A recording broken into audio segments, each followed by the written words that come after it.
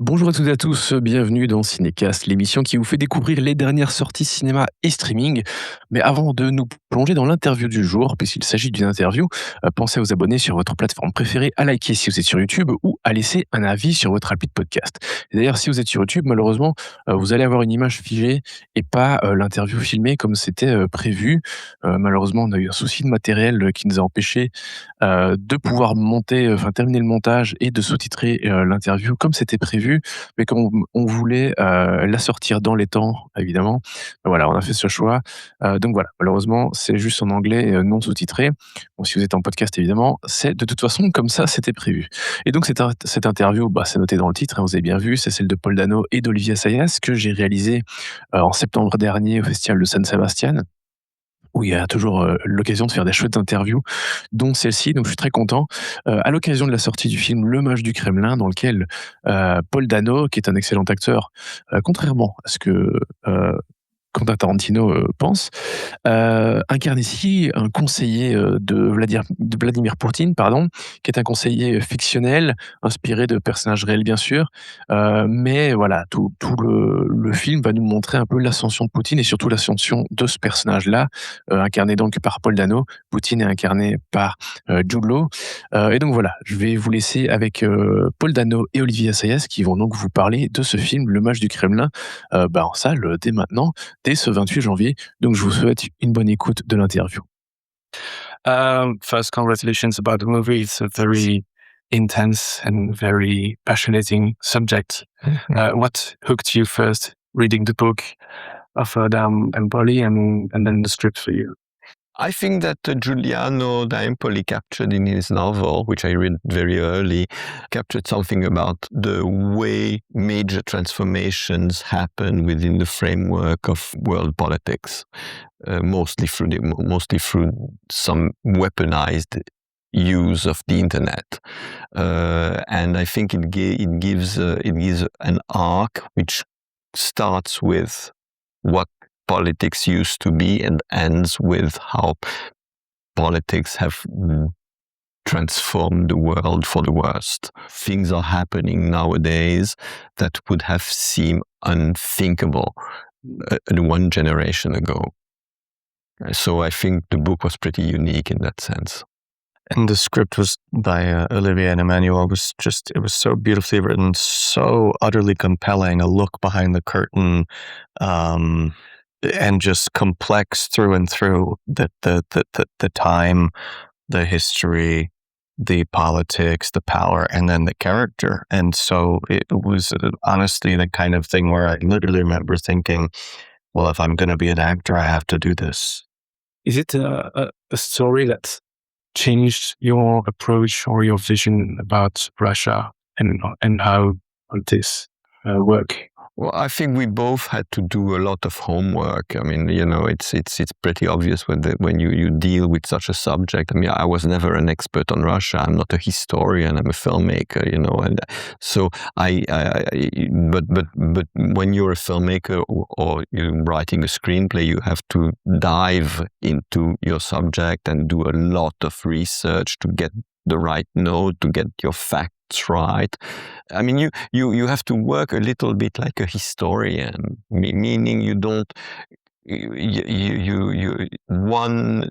One witness is never enough. You need 2 witnesses or 3 witnesses to make sure the facts are accurate.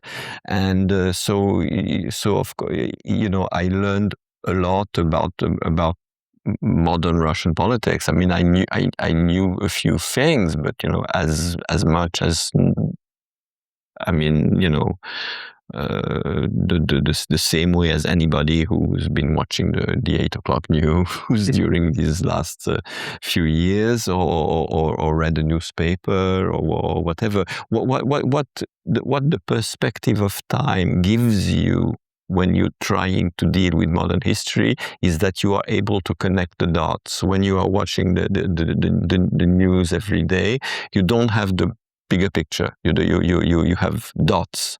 But if the perspective of time connects the dot and makes sense of what didn't seem to make sense at the time, and you discover there was an inner logic going on that brought us wherever we are today. Mm. obviously it's not a biopic, even though it's inspired based on one real person, but the movie is also between real events that took real place. The moment when Boris Yeltsin left his presidency on New Year's Eve, 1999, I think. The Kursk that sank, all those moments that really happened and really important events that really happens. But how do you work with real events and building a fictitious character? Those gray areas that are not real. Well, one thing is the actual event that we try to represent. We try to represent as accurately as possible, to have all the issues clear. But of course, what is important is what is their importance, or what are its consequences within the framework of the fight for power within the Kremlin. You take the example of the Kurks. It was not. We're not telling the story from the point of view of the human catastrophe. We use it as a way Boris Berezovsky at a specific moment tried to instrumentalize it, or to regain the power he had lost, and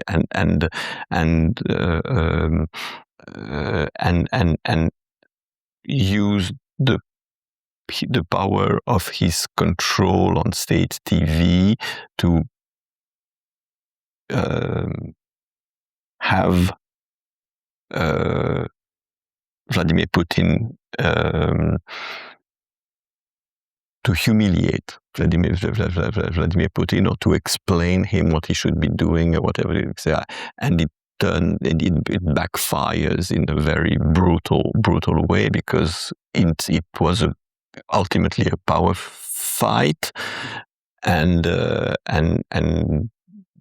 Boris Berezovsky, who had been a key advisor to President Yeltsin, of course couldn't have the upper hand.